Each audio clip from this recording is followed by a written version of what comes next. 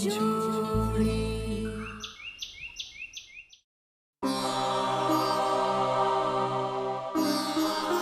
कोई हक नहीं है कुछ भी जानने का।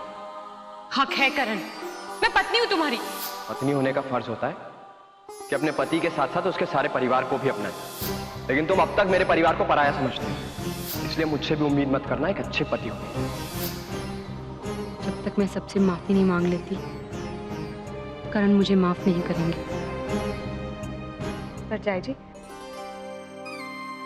आपको ये हार याद है जो बीजी ने मुझे मोना की पैदाइश पे दिया था? हाँ हाँ, याद क्यों नहीं होगी। मैं सोच रही थी कि जब हेतल का बच्चा होगा तो मैं उसे ये हार दे दूंगी। इस तरह उसे बीजी का आशीर्वाद भी मिल जाएगा।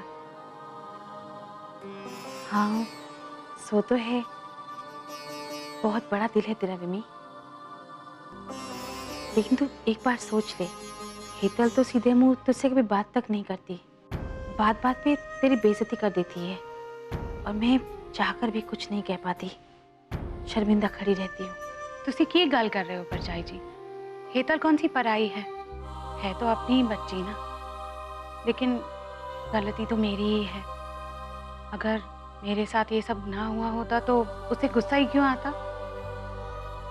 अरे तू हर बार खुद को इल्जाम क्यों देती है? ये तो रब की मर्जी थी ना कि तेरी जिंदगी में एक नन्हा सा मेहमान आए, सो आ रहा है, इसमें तेरी क्या गलती? कल भी ठीक है, और तुसी देखना धीरे धीरे यही बात हेतल भी समझ जाएगी। अभी तो वो बेचारी खुद ही इतने परेशान है, इसलिए तुसी उसकी बातों को ना दिल से ना लगा। और वैसे भी हमारा तो यही फर्ज है कि हम छोटों को माफ कर दें। रब करे तेरी बात सच हो और बच्चे के आते ही हेतल की सारी करवाहट ममता में बदल जाए। तुसी देखना ऐसे ही होगा। इतना प्यार जो करते हो उससे, आपकी दुआ खाली नहीं जाएगी। सही बात है, प्यार तो मैं बहुत करती हूँ उससे, कभी स्वीटी और उसमें कोई फर्क नहीं समझा। बस वो भी हमें ऐसे ही अपना ले तो सारी झंझट ही खत्म हो जानी है।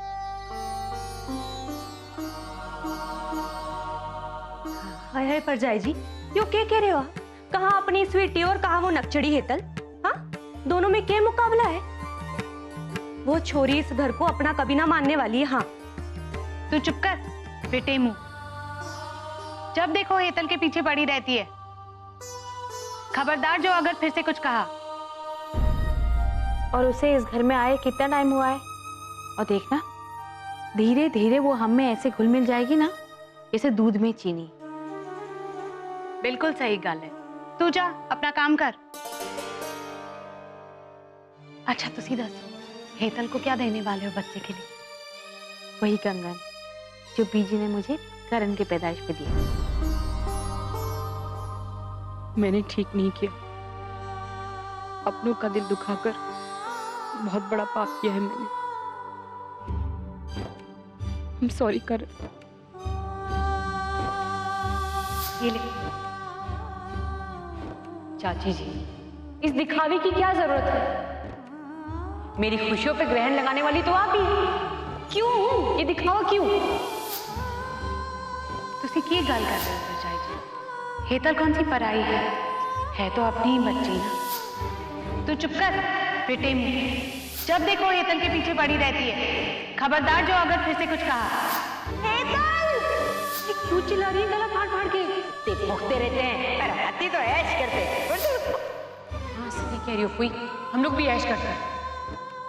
मैंने ठीक नहीं किया, मुझे ऐसा नहीं करना चाहिए था।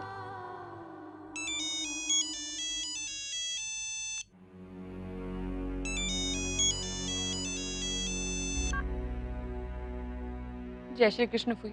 जय श्री कृष्ण बेटा। अरे क्या कहूँ, तेरी इतनी याद आ रही थी, ऊपर से मेरा मूड भी इतना खराब था, सोचा तुझसे बात कर लूं, मन थोड़ा हल्का हो जाएगा। अब क्या हो गया फूई?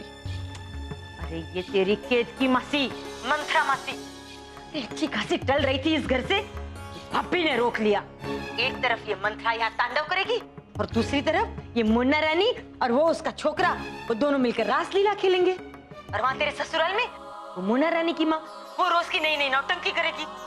हे भगवान, मैं तो पागल हो जाऊंगी। तो आप ये सब मुझे क्यों बता रही हुई?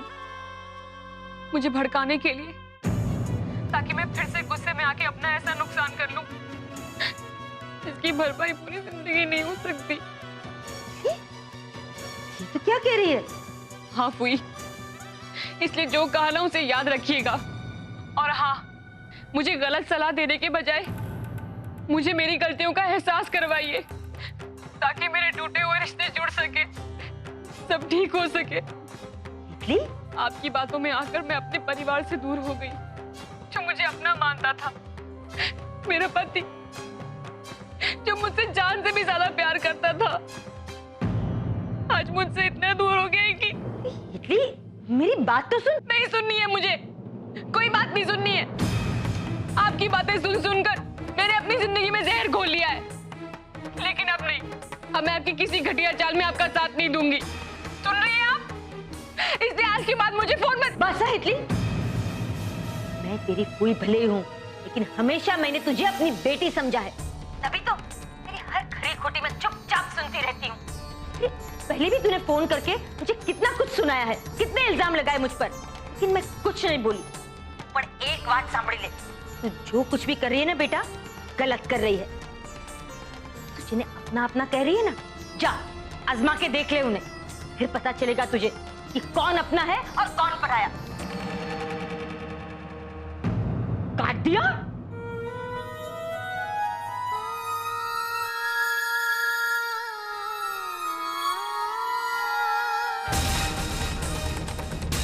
कोई बात नहीं बिजल, ऐसे खबर हो तो कह दूं, बच्ची को 9वां महीना चल रहा है, ऐसे में तो मूड ऐसे वैसे होता रहता है ना? कोई बात नहीं, एक बार उसे सच्चाई का पता चल जाएगा ना कि कौन अपना है और कौन पराया, खुद ब खुद तेरे पास चली आएगी, है ना?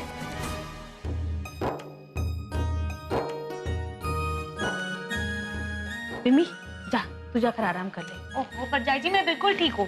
सुबह से तू कुछ ना कुछ कर रही है, थक जाएगी। जा। नहीं थकी हूँ मैं, ठीक हूँ बिल्कुल।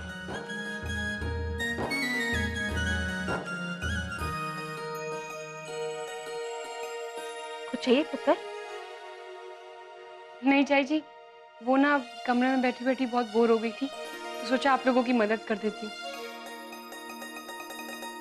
बताइए ना क्या करना है?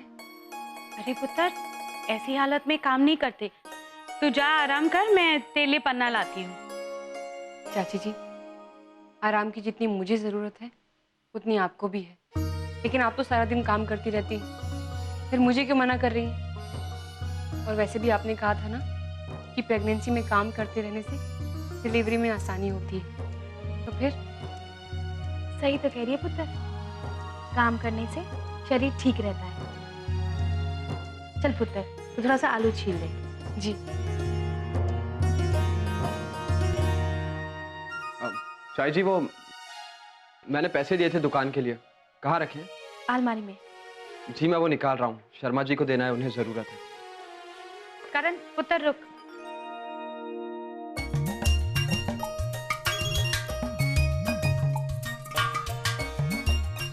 ये ले पन्ना।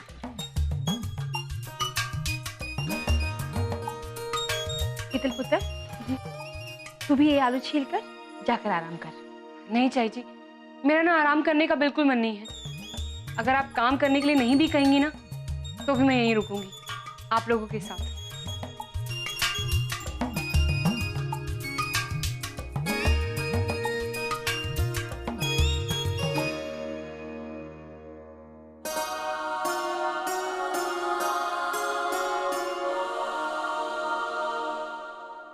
ओहो मम्मी जी, तुसी भी ना यहाँ पे हो और मैं आपको आपके रूम में ढूंढ रही थी।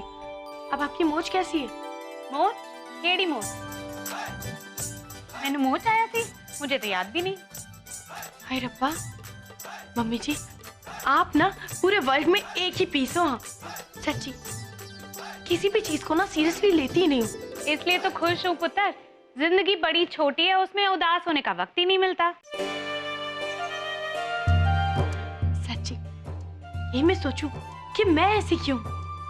माय गॉड, कितना भी बड़ा टेंशन हो ना तो भूल के भंगड़ा पाने लगती हूँ।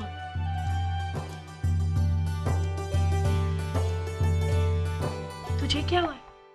तू इतनी उदास क्यों है? आपको पता तो है, फिर क्यों पूछ रही हैं? क्यों होया? कुछ नहीं, हम वो नंद भाभी की बात है। भाभी, करण से बात हुई क्या? है कौन वो लड़की? केड़ी लड़की? कोई लड़की शड़की नहीं है वो। कुछ नहीं। हेतल, करणवीर जी ऐसे नहीं है, तुझे गलतफहमी हुई है। वो ऐसा कुछ कभी कर ही नहीं सकते, सच्ची बता रही हूँ। ओह, इसका मतलब आपने बात नहीं की? हाँ हाँ, आपको क्या मतलब है मुझसे? यही अगर स्वीटी दीदी होती तो अब तुरंत जाके परमीत जीजू से बात करती, लेकिन मेरा क्या है? मुझे तो वैसे भी इस घर में कोई पसंद नहीं करता, सब नफरत करते हैं मुझसे। नहीं हेतल, ऐसी कोई गल नहीं है। मुझे कुछ नहीं सुनना भाभी, एक मिनट नहीं रहना है मुझे इस घर में। यहाँ किसी को मेरी परवाह नहीं है, यहाँ तक कि मेरे पति को भी मेरी परवाह नहीं है। जा रही हूँ मैं यहाँ से। हेतल सुन तो मेरी बात, रुक। आय हाय, ऐसा क्यों हो रहा है मोना? कुछ नहीं मम्मी जी, मैं आपसे बाद में बात करूंगी, बाद में बताऊंगी सब। अभी हेतल से बात कर लूं सर।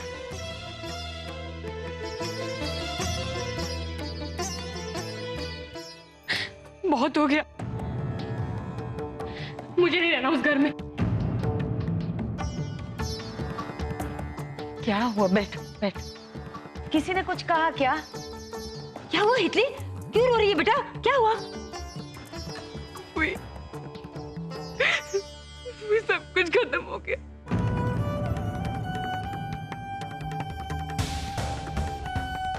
किरण और मेरा रिश्ता खत्म हो गया फुई।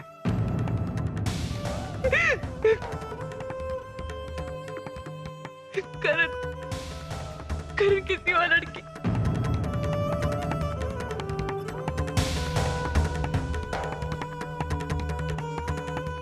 और उस पर आप जानते हैं करण के घर वाले करण की तरफदारी कर रहे हैं। ये क्या बात हुई?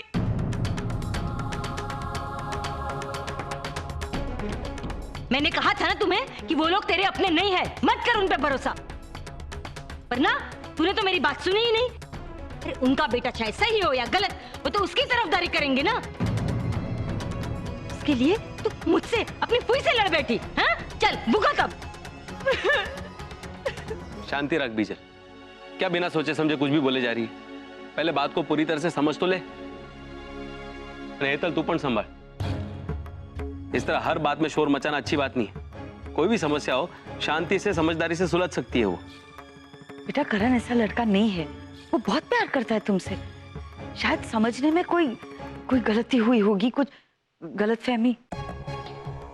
नहीं अम्मा जी, मैं सही कह रही हूँ। ये क्या कह रही है?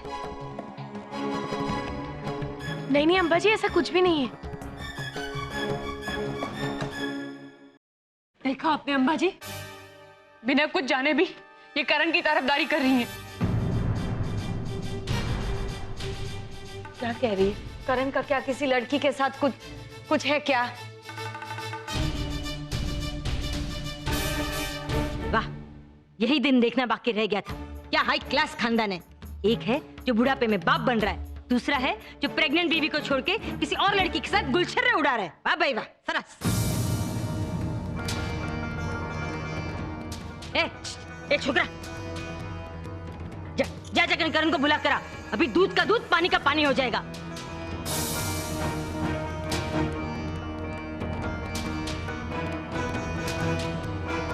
हेलो करण,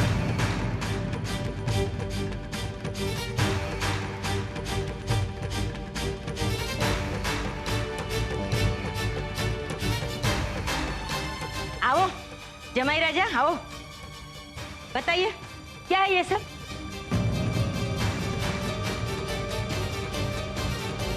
तुम्हारी बेटी की जिंदगी के साथ खिलवाड़ कर रहा है।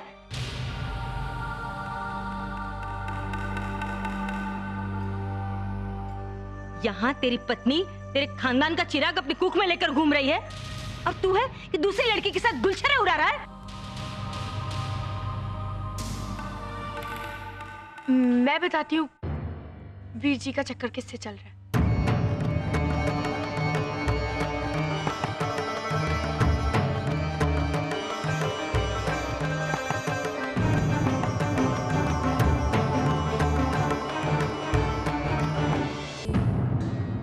I am sorry Veer ji, पर अब तो बताना ही पड़ेगा ना।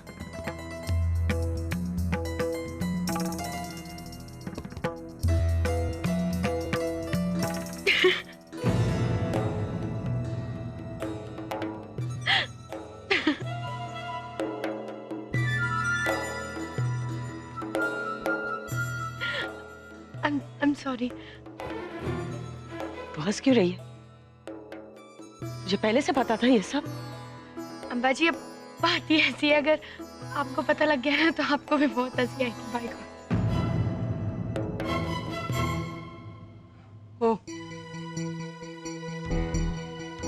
तो आप जानती थी कि वो लड़की कौन है, फिर भी आप इनकी तरफदारी कर रही थी।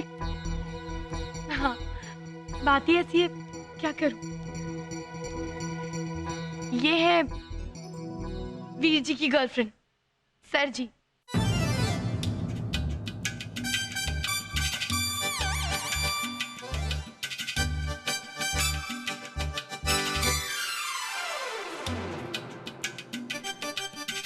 ये सब क्या है?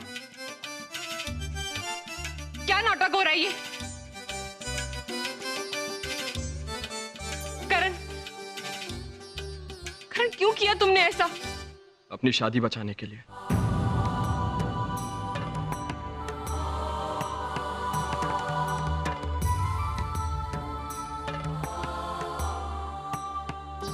क्योंकि मैं ऐसी लड़की के साथ सारी जिंदगी नहीं बिता सकता जो मेरे बच्चे की मां बनने वाली है, लेकिन इसके बावजूद उसे मुझ पे भरोसा नहीं। मैं ऐसी लड़की की बात नहीं मान सकता जो किसी और के कहने पे मेरे घर वालों की बेइज्जती करे, मेरे घर वालों का अपमान करे। तुम्हें तुम्हारी गलतियों का एहसास दिलाने के लिए ही हमने ये नाटक किया था।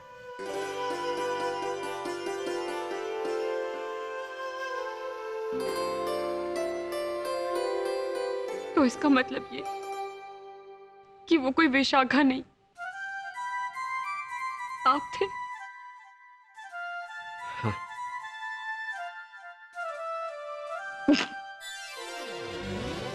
ऐसे अच्छी लगती है दोनों की जो।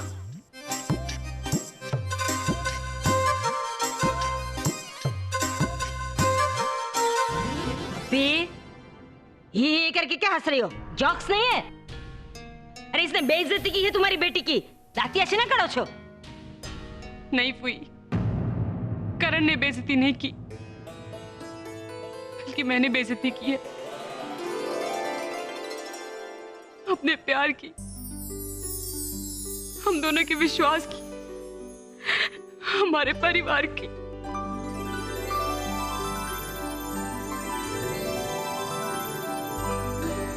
करण, मैं बहुत शर्मिंदा हूं।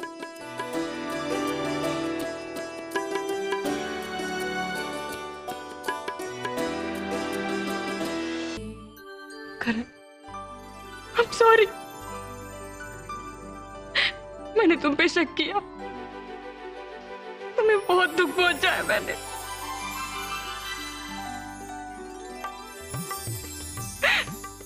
I'm sorry, प्लीज माफ कर।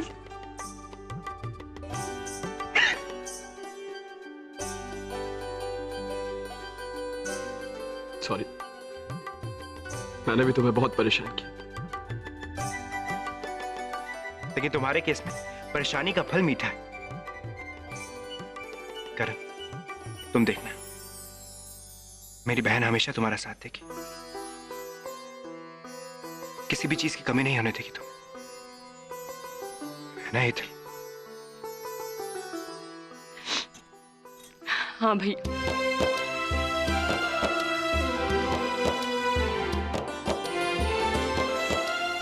और आपका बहुत बहुत थैंक यू, आपने मेरा घर उजड़ने से बचा लिया।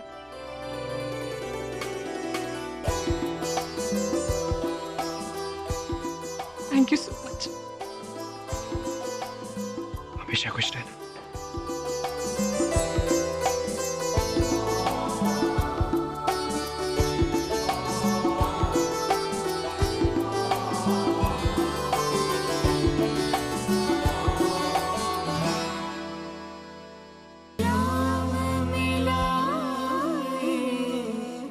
जो